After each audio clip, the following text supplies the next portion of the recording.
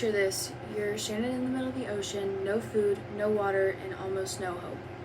Days go by, people start turning on each other, and things get pretty horrifying.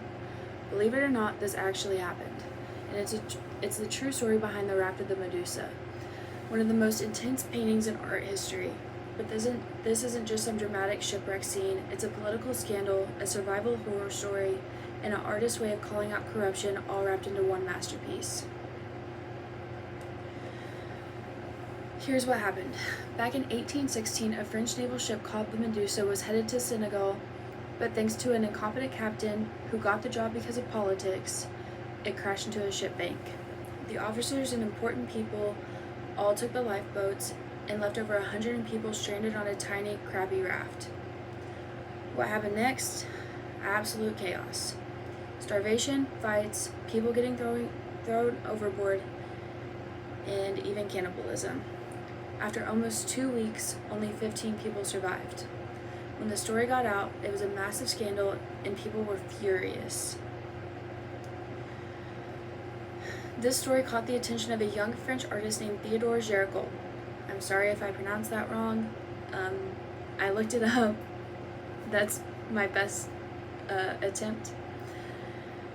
And when I say he was dedicated to making this painting as real as possible, I mean it.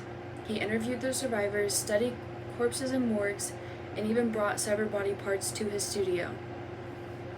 When I say his commitment was intense, that's an understatement. But he wasn't just obsessed with details, he wanted to make it a statement. This painting wasn't just about tragedy, it was about exposing the government's failure and making people feel the injustice.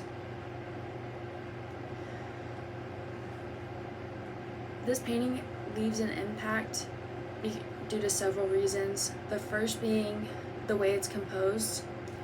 Your eyes move from the chaos of, so at the bottom, whenever you're looking at the painting, there's at the bottom, it's dead and dying people, and then it's set up in a pyramid. So whenever you go up, it's people who are surviving and then people who are hopeful.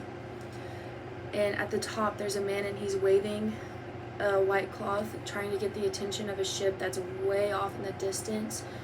It's barely recognizable. It's the only flicker of hope left in the painting, really. And then there's a lighting.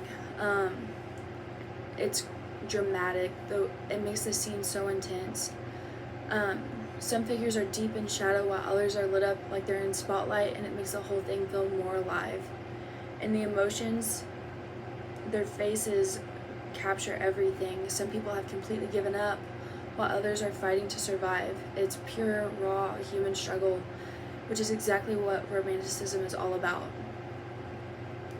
When Géricault revealed this painting in 1819, people lost their minds. Some thought it was a masterpiece, while others were totally shocked.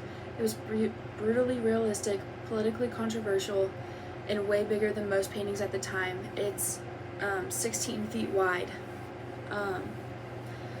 But despite the mixed reactions, the Raft of Medusa became one of the most famous paintings of the Romantic era, and today you can see it at the Louvre in Paris, where it grabs people's attention the second they walk into the room.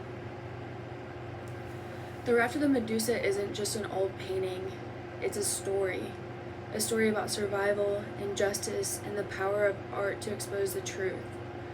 Géricault could have painted anything, but he chose this because he wanted people to feel something. So whenever you look at this painting, don't just like, oh yeah, that's a painting. Look closer. Imagine what the people went through, and remember that sometimes art just isn't about looking pretty, it's about making a statement.